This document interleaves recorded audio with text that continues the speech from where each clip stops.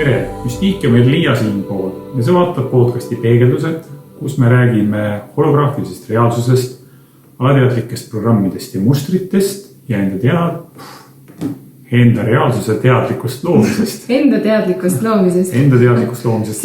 See sobib ka väga hästi. Ja. Aga mis meil täna teema on?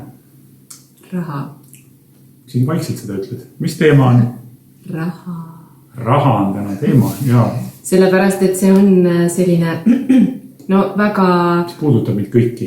Rahaga seotud uskumused on tänase podcasti teema, mida me arutame. Ja paljudel inimestel, ma arvan, peaaegu kõigil, kes siin lääne ühiskonnas on või rahamaailmast toimetavad või rahaga seotud ühiskonnas, mis tähendab enamust planeeti, kõigil on kaasas mingid uskumused ja need uskumused mõjutavad seda, kuidas me näeme, kuidas raha saab tulla, kui palju raha saab olla, kuidas raha minna, kuidas on võimalik investeerida, kuidas on suhted seoses rahaga, inimestega ja nii edasi ja nii edasi. Kuidas raha mõjutab omavahelisi suhteid. Ja partnerite vahelisi suhteid, koostööpartnerite vahelisi suhteid, igasuguseid suhteid. No hakkame järjest minema nende... Me ei saa rahast üle ega ümber. Me ei saa sellest, ei ole mõtet pead liiva alla panna, nagu seda raha poleks olemas, teeme näo, nagu seda poleks seda elevanti siin toas. Et hakkame järjest minema nende uskumuste. Ma tahaks enne öelda veel üldise asja. No, et me arvame, et raha need uskumused on mingid üldised. Aga tegelikult me oleme nagu oma selles töös näinud, et tegelikult on nendel uskumustel ikka lõputult variatsioone, kuidas keegi oma süsteemi, nagu mis tema seal just nagu vasardab. Ja mõnikord on niimoodi, et me arvame, et mul on see uskumus seoses rahaga, mis mind takistab. Aga tegelikult alateadus näitab hoopis mingisuguseid väga-väga huvitavaid keerdkäike teinekord. No sellega me ei näe, või siin podcastis me nii sügavatesse kihtidesse ei jõua, me räägime üldistest uskumustest, mis on nagu just küll levinud, see ei tähenda, et kui sul raha ei liigu, et sul on just täpselt mõni nendest uskumustest, mis me siin räägime. Me näeme, et alateadus suudab üle kanda hästi edukalt mudeleid ühest tasandist teise, et siis raha konteksti võib mõjutada hoopis mingi muu tasand, mingi muu kontekst, aga ikkagi räägime rahast, räägime nendest uskumustest. Jaa, räägime. Mis on esimene? Hästi huvitav on see, mis minu jaoks oli avastus mingi hetk, et mina arvasin, et on nagu inimesed, kellel on rohkem raha ja on inimesed, kellel on vähem raha. Ja ilmselgelt siis need, kellel on vähem raha, nendel on suuremad rahastressid, sest neil lihtsalt ju pole seda, nad peavad kogu aeg mõtlema jälle, kuidas toitu saada, kuidas lastele liviteid saada. See ei saa ju stressi põhjustada, mida pole olemas, mida ei ole. Ja, aga siis, kui ma ühel hetkel mingi koolitusel olin, ise osalesin koolitusel ja siis inimesed, raha teemad oli ja inimesed siis jagasid ja nad olid nii palju rääkinud, et kuidas neil oli üldse raha ja siis, kui ta läksime sügavuti, siis tuli see silmi avav selline taipamine minu jaoks, et inimesed ütlesid, et ühesõnaga, kui mul näiteks hakkab alla 10 000 konto minema, siis mul on juba katastroof, et siis ma ainult ketran ja muretsen ja elan seda üle. Ja ka mõnel on niimoodi, et kui tal on nagu 50 eurot sinna kontole jäänud. Siis on küll veel. Siis veel midagi saab, võib-olla mõne päeva pärast tuleb, ma saan ikkagi leiba saia osta. Et see, nagu kui palju sul on raha, ei näita üldse seda, kui palju sul rahastressi. Et mõnel miljonäril võib rahastress olla nagu oluliselt suurem kui mõnel inimesel, kellel on palk 800 eurot kuus näiteks. Ja ütleme, miljonär juba läheb peast halliks, kui on võib-olla tegemist 100 000-tega, et mis nüüd juhtus. Ja kes teenib 800 kuus, saab 200 juurde, võtab, ma olen miljonär. See on hästi nagu väga suhteline teema. Okei, aga lähme uskumuste juurde. Esimene uskumus. Raha on halb ja rikub inimesi. Minul oli see väga tugevalt see. Ma ei teadnud seda, aga kui ma seda teada sain, siis ma sain aru väga hästi, et raha tekitab on nagu must ja räpane ja teeb inimesi ebamoraalseks. Ja mis siis juhtub, kui selline uskumus on? No siis sa ei saa raha vastu võtta, sa üleüldse tõukad seda tegelikult teemale. Oma elust. sa võib-olla tahad võimalusi, mentaalselt sa muidugi tahad, aga olukorrad lähevad justkui kogu aeg niimoodi, et sa ei saa, aga tegelikult alateadvus loob kõike, mitte ainult alateadvus, aga ütleme nii, et alateadvus on üks osa, muidugi üliteadus kõrgemina. No, räägime asjast praegu, lähme juba igal pool. Aga seal võibki see koht olla, et mingis uskumuses, et kui mul nüüd on rohkem raha, siis see rikub minu vaimsust ja minu energeetikat. Spirituaalsust. Jah, et see viib mind madala, et raha on energeetiliselt must, madal ja kui mina sellega kokku puutun, see viib mind ka madalale. Siis minu sagedus läheb madalaks või kuidagi raskeks. Okei, ühesõnaga see on üks müüt, liigume edasi. Raha on alati raske teenida. Ma arvan, see on väga palju. Et raha tuleb ainult raske töö, pingutuse ja kurnatud olekuga. Ta võibki tulla, aga kui selline uskumus on väga tugev, et ta takistab leidmast selliseid leidlikke või nutikaid lahendusi või otsima nagu efektiivsemaid mooduseid.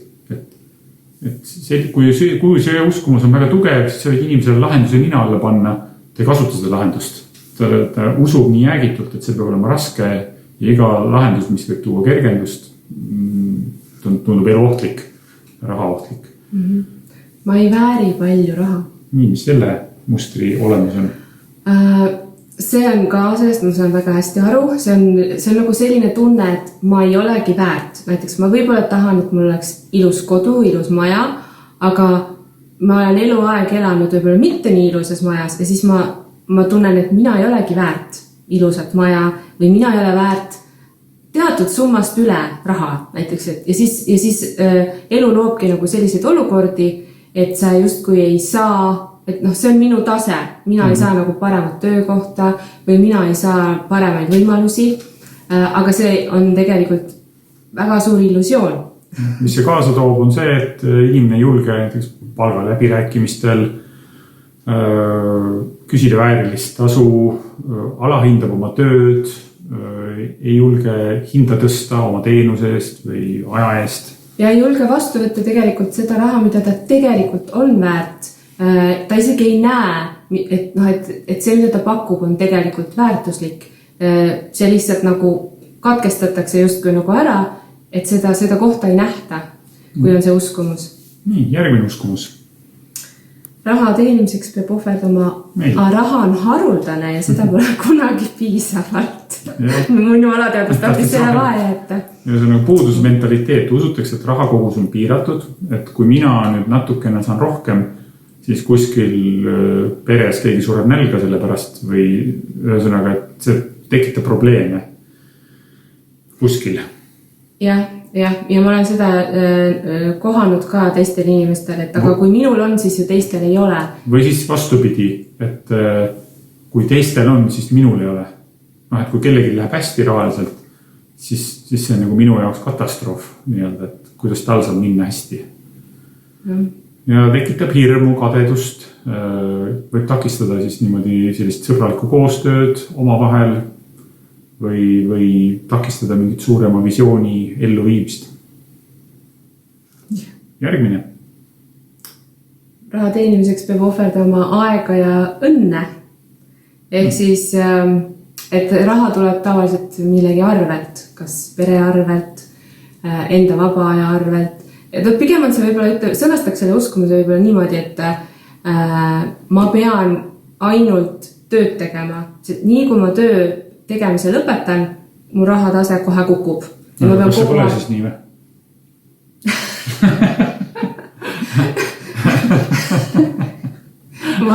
Ma arvan, et ükski uskumus, mida me siin praegu üles loetleme, ei pea tegelikult nii olema. Ei pea nii olema, jah. Ja on võimalik kõik ära muuta, aga lihtsalt see on see, mis me ise midagi keegi kogenud oleme, mida me kuulnud lapsena oleme, sellised asjad on tekitanud need. Ühesõnaga, et see uskumus välistab selle, et ma saan uskuda, et raha ja õnn või raha ja ma ei tea, harmooniline pereaeg või saad olla koos. Raha ja rahu saaksid olla nagu koos samas teadvuses. Või et ma saaksin piisavalt raha nii, et ma teen ainult 2 tundi päevas näiteks tööd. Ei julge sellist taotlust esitadagi üldse.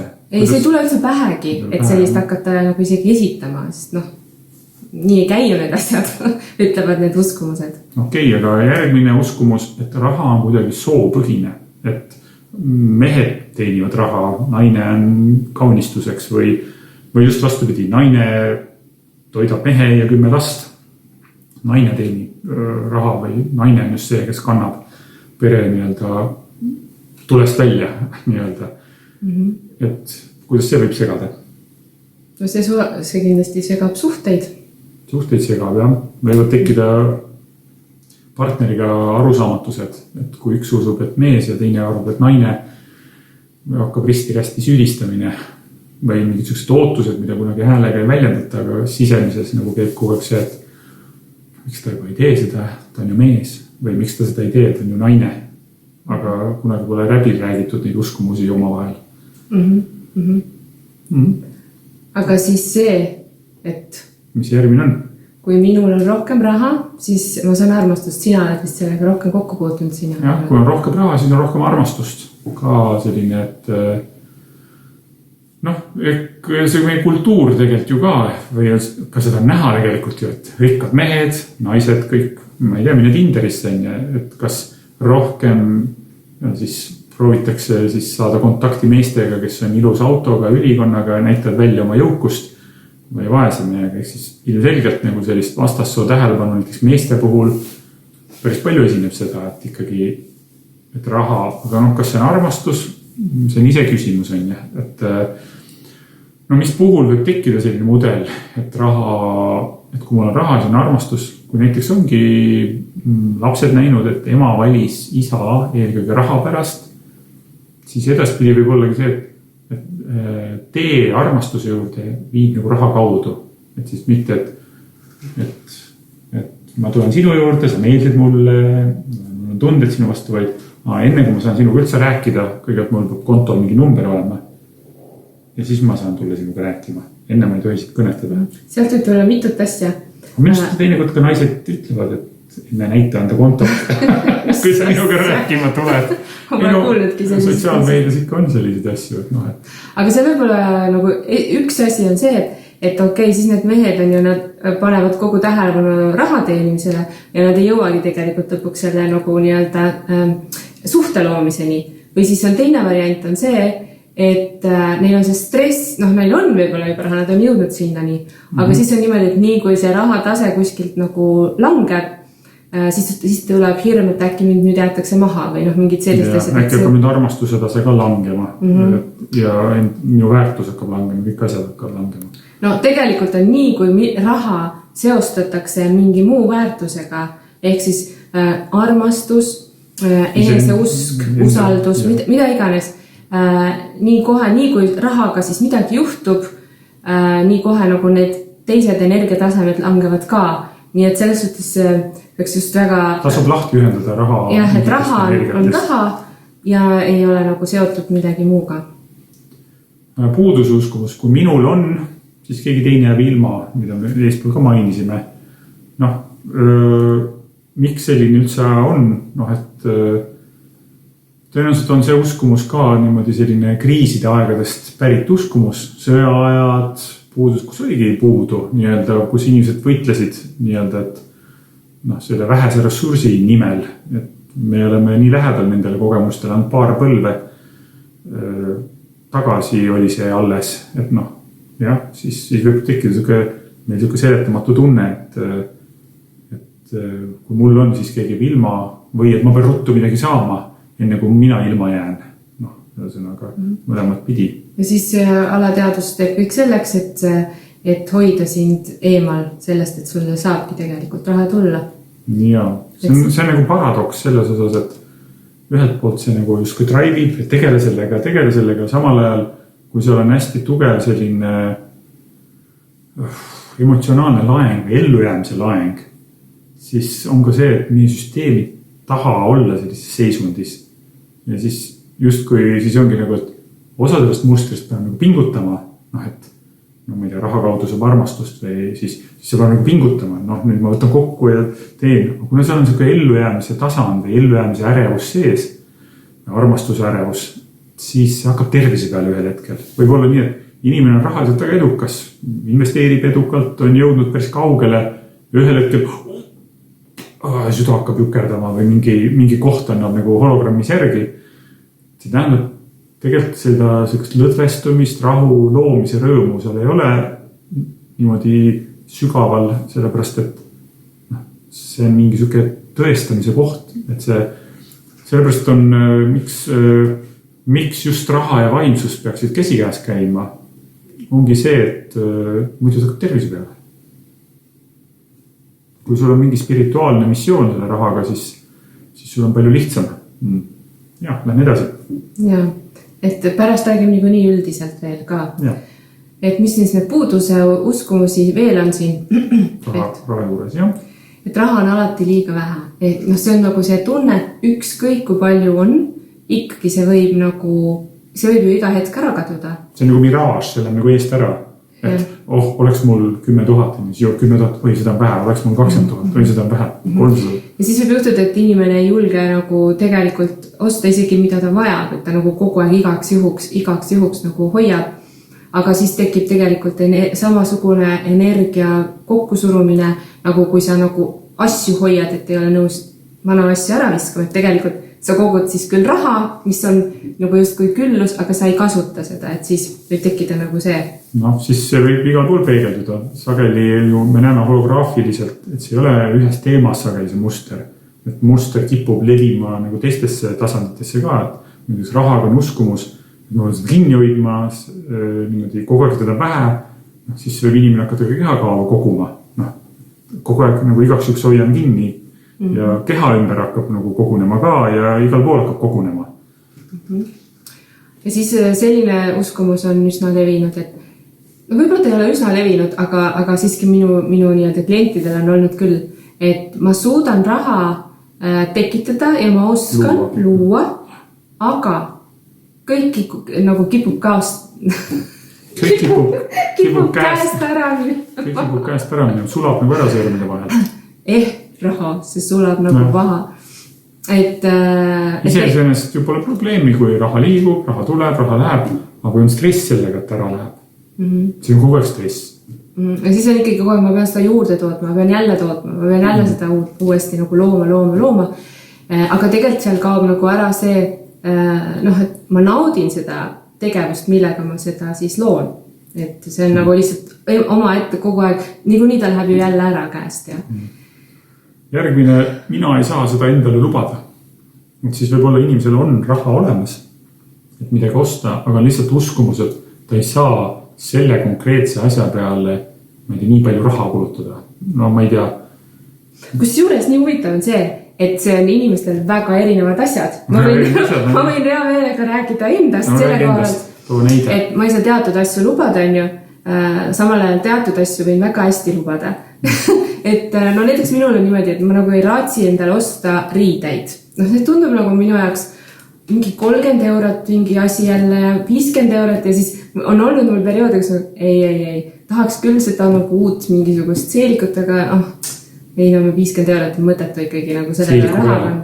Ja siis lähen sinna kõrvale raamatupoodi. 50 eurot, no okei, mis on kaks raamatut? Ei, siis mul ei ole mingit probleemi. Ma saan vabalt lubada endale seda raamatut. Aga inimestel on nagu mõnel on just vastupidi, et ta ei hakka mingi raamatu peale raha kulutama. Raamatute eest maksan 50 euri. Jah, ma lähen võtan raamatukogust. Raamatukogust, jah. Ma saan ilusa seeliku endale. Jah, aga siis ongi teatud mingid asjad, näiteks mõnel on, ta ei saa kunagi lubada endale reisi. Aga asi ei ole tegelikult selles, et ta saaks lubada endale reisi. Või siis mõnel on, et ta ei saa kunagi lubada endal koolitustel käia. Või mingisugustel üritustel, mis talle võib-olla meeldiks käia. Aga mingi teise huvitava asja jaoks tal on raha. Meil on nagu hästi erinevas kohas need, mida me keegi arvame, et me saame endale lubada. Aga siis tasu vaadata veel ka sinna, mis need asjad täpselt on. Mida ma ei luba ja mida ma luban. Et miks ma ei luba mingit teatud asju. Ja see on nagu juba veel oma ette. Järgmine puuduse programm. Raha peab kogu aeg koguma seda ei tohi kuhugi kulutada, homme võib see kõik otsa saada või kaduda. See on tegelikult sarnane nagu sellel natukene, mis me enne juba rääkisime ka. No, et ühesõnaga sa ei saa nagu raha nautida kunagi. Kogu aeg peab koguma ja... Et sul ei ole nagu naudingut sellega või sa ei saa seda mingi väärtuse loomiseks nagu kulutada. Isegi ma enda peale mõtlen, siis ma mäletan, et autoga oli mul selline kogu aeg selline asi, et autoga on nii palju auto ostmiseks ja nii palju. Siis ma mäletan, kui ühel hetkel see ostatud päris uus auto, siis küsimus on muidugi loomulikult on rahas, sul peab olema mingi uue auto raha sissemakse või sa liisid seda või midagi. Aga seal oli tegelikult selline, ma läksin läbi mingist protsessist, et seda autot osta, sest nagu see, kuidas auto peal nii palju raha, äkki on ikka mujal seda rohkem vaja või midagi, ikka käis peas siuke vaagimine. Ja siis ühel hetkel mõtlesin, et eriti sellel eluperioodil me sõitsime päris palju autoga, mõtlesin, et nagu nii palju aega veedan autos. See võiks olla siis ju nagu hea keskkond, kus ma istun või ma võiks ennast hästi tunda, mitte muretseda, et nüüd jälle on midagi katki või nagu vanad autodega kipub see ikka olema või et jälle midagi läks katki ootamatult ja jälle ootamatult katki. Ja nii hea tunne oli, kui see oli tehtud, oli see otsus, siis tundus, et loomulikult, jumal, väga mõnus on, et sõidad ja sa oled süda on rahul ja kõik töötab. Siis järgmine uskumus on see, et head olukorrad, head võimalused on ainult teatud inimestele, välja valitutele. Et meie oleme ju lihtsad või tavalised või mis iganes. Et see, kusjuures resoneerub küll, mul on olnud see sama, et või teatud asjad, see ei ole nagu mulle kätte saadav. On olnud mul seda ammu, ikka 10 aastat tagasi ma arvan, et oli. Et mina ei ole väärt või mina ei ole võimeline, mul pole võimeid või nagu see oleks mingi eriline supervõime sellega tegeleda. See on täpselt sama ala nagu igasugused muud alad. Et seal on oma tarkused, seal on oma põhimõtted, neid on võimalik õppida, neid on võimalik harjutada. See ei ole nii, et keegi sündis ja andid andle kohe pangakonto, mõned antakse. See on sarnane. Aga seda on võimalik õppida ikkagi, see on kunst, see on oskus, see on teadmised. See on natuke selle uskumusega sarnane, et raha saavad need, kes, seal on nüüd nagu erinevaid variante, kes on, kas on targad või siis, kes on lihtsalt ülbed ja lähevad kõigest läbi või siis teatud tüüpi inimesed, nemad saavad raha. Aga seal on hästi erinevad, et mis kellegi jaoks on see kujutluspilt, et milline see inimene on, kellel on palju raha. Ja kuidas ta nagu, millest ta peab loobuma ikkagi selleks, et ta saaks raha. Et tegelikult paljud mustrid nagu veel mängivad veel oma vahel ka nagu kuidagi. Ma pean nagu oma headest iseloomu omadustest loobuma, kui ma tahan raha teenima, sest ma näen, et see, ma ei tea, vaala keegi mingi naaber. Sõber metsamees on hästi ülbe ja üleolev ja temal on rohkem raha kui mul. Järelikult see iseloomu omadus võrdub nagu just kui rahaline edu. Et selleks ma pean ennast kuidagi ajama selliseks agressiivseks, siis ma saan ka kuidagi. Või siis mõnel on, et ainult targad ja haritud inimesed, nemad on, nendel on rohkem raha. Reaalsuses ei ole tegelikult üldsegi see niimoodi. Sageli on väga haritud ja targad inimesed palju rohkem suuremas eksimise hirmus kui need, kes on vähem haritud. Isegi julgevad rohkem riskida. Kes on väga haritud. Ei julge eksida. Sageli on väga haritud inimesed ja riskida. Ei julge nii palju riskida, sest nad nagu ootavad õiget vastust või õiget mingit heakskiitu autoriteedi poolt.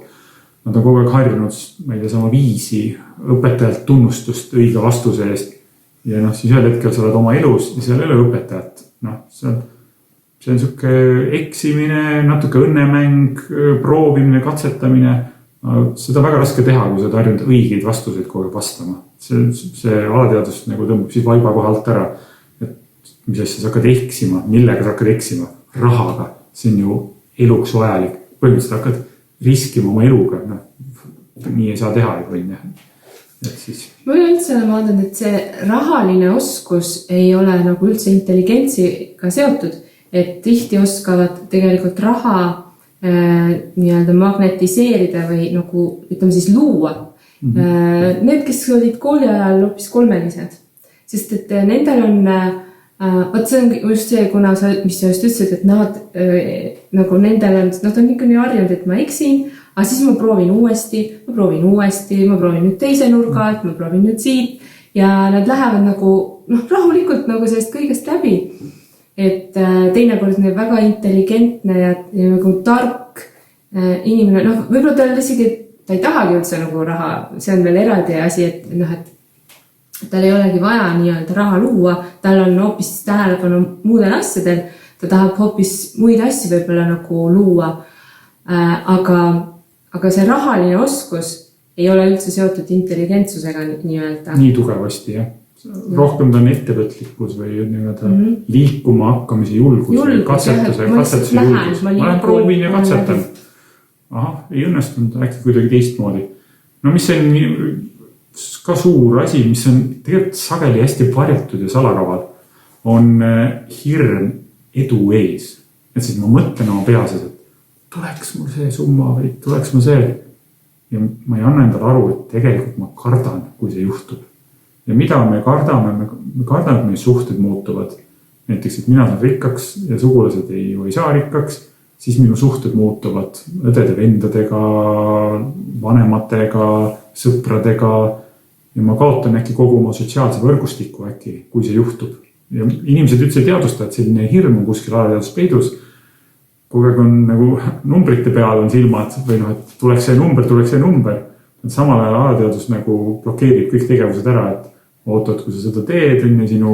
Sa kaotad oma sotsiaalse sellise staatuse või nagu sotsiaalse võrgustiku, et kus sa oled, kellega sa koos oled. Kellega sa oled, kellega sa räägid, et hirm edu ees. See on nagu samamoodi, kui näiteks lauljad tahavad kuulsaks saada. Saaks ma kuulsaks üks päev, kuulsaks. Aga tegelikult, kui siis teeks nagu keegi ukse lahti, et näe, siin on meil staadioni kontsert, siin on meil 100 000 inimest kuulamas, palun, lava on sinu 10 minutit näite, siis kukub on ju kokku süsteem. Kuidas ma lähen, mis ma teen? Tegelikult ei ole valmis selleks eduks närvisüsteem. Ja me alateadlikult tajume seda, et kas meie närvisüsteem on selleks valmis või ei ole valmis. Vaikselt närvisüsteem kohaneb ka, ütleme, rahamaailmas nagu erinevate summadega. Algus tundub võib-olla tuhandetega opereerimine, kuidagi lagi, siis võib-olla 10 000 tunduvad, et okei, seal mu närvisüsteem peab veel vastu. Ja nii edasi. Ja mõni liigutab ma ei tea miljoneid. Kui sinna hopsti kohe minna, siis lihtsalt sa ei saa öösel rahulikult magada. Ma praegu kandsin miljon ühest kohast teise. Ma ei saa nüüd nädala aega rahulikult elada. Siis närvisüsteem peab valmis olema sellisteks operatsioonideks või sellisteks numbriteks. Ehk siis tihti on tegelikult asi selles, et me ei ole ise valmis tegelikult raha vastu võtma. Ja. Praegu seda rääkides mul meenub ka, et ühe inimesega me tegime niimoodi konkreetsete summadega nagu katsetasime, et kuidas süsteem reageerib mingite summadele. Ja huvitav oli see, et esimesed 10 000, nagu me läksime lihtsalt niimoodi, et minul on, ma ei tea, kontol 1000 eurot, kontol 2000 eurot, mul on 3, 4, 5 ja nii edasi. Esimesed 10 oli hästi seostetihe. Sellepärast, et me opereerime seal sageduses. Kui me jõudsime 50, mul on kontol 50 000 eurot või 100 000 või 500 000, siis seosed läksid palju nõrgemaks, seal ei olnudki eriti injektsiooseid. Tundub, et see esimene ots on meil kõige raskem, kust nagu läbi minna. Esimesed mustrid, need esimesed 1000 nii-öelda või seal nagu, see tundub, et on alateaduse kõige nagu raskem ja kõige ellujäämise nii-öelda maitsega ja tasand, et seal nagu see jooksutab nagu kuidagi kinni meil selle operatsioonisüsteemi palju kergemini. Aga mis siis teha tegelikult, kui oletame, et mõni tundis isegi praegult oma mustri ära, eks ju. Et esiteks ongi kõigepealt vaja teadvustada, et mis asjad need on. Teadvustada seda ja siis jõudseks, et see on uskumuse muster, see ei ole reaalsus. Et see võib olla teistmoodi ka. See uskumuse muster loob sinu reaalsust. Ja ta kahtlemata loob, sest ta määrab ära, kuidas sa valid, kuidas sa mõtled, kuidas sa tegutsed. Aga esiteks teadvustada seda, et need on uskumused, see ei ole fakt, see ei ole teaduslikult kinnitatud. see ei ole nagu tõde. See ei ole nagu tõde või mingi teaduslik fakt. Ta on uskumus ja uskumusi saab muuta. Nii et põhimõtteliselt, mida teha, ongi esimene samm teadvustada, see on uskumus. Ja uskumus ei ole fakt või tõde. Uskumused saavad ajas muutuda, kord nii, kord naa. Ja sul on võimalik muuta oma uskumusi. Me ei jõua sellest sinna rääkida, aeg otsast nüüd läks põnevaks, seda saab muuta. Kõik tahaks teada, kuidas seda muuta. Ja et seda on võimalik muuta, inimesed on teinud muutusi ja ka sina saad või ise oleme teinud väga tugeva muutuse. Enda teadvuses muutuse, jah. Rahaga seoses ja loomisega, et kuna ongi see, mida me kogu aeg üritame öelda, et kui sa teed muutuse ühes kohas, siis muutuvad teised valdkonnad sinu elus samamoodi, et kui sa teed näiteks selles muutus, et ma saan luua, mul on õigus luua, minu looming on väärtuslik ja nii edasi, ma võtan vastu raha oma loomingu eest, sellist teed nagu tööd nende uskumustega, siis ongi niimoodi, et see raha uskumused juba ka tulevad ka järgi, suhteuskumused juba, sa muudad nagu kogu pilti. Kui sa oled juba enesekindel ühes teemas, siis see vaikselt hakkab imbuma teistesse teemadesse ka. Ja mida selgemaks läheb üks teema, see natuke mõjutab ka teisi teemasid. Loomulikult aeg-ajalt tuleb igale teemale oma tähelepanu pöörata. Aga põhimõtteliselt need muudatused on võimalikud. Et kui sa kasvasid ühes mingis peres, kus oli mingi teatud uskumussüsteem, siis see ei pea kestma terve sinu eluaeg. Et kui sa oled nüüd tegutsenud, teinud, kogenud juba üht kui teist ja märkad, et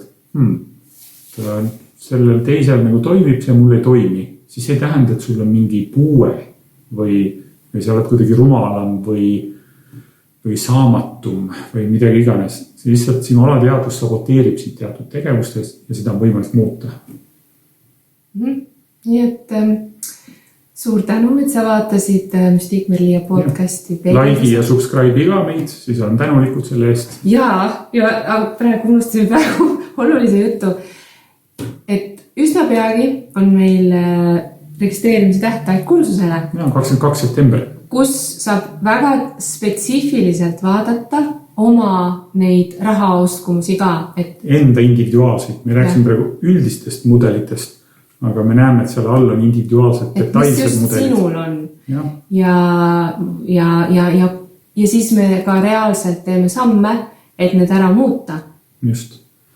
Et tekib uus reaalsus. Ja me oleme ise ära muutnud, nii et julgeme soovitada, sest elu läheb palju kergemaks ja mõnusamaks ja nauditavamaks ja kvaliteetsemaks.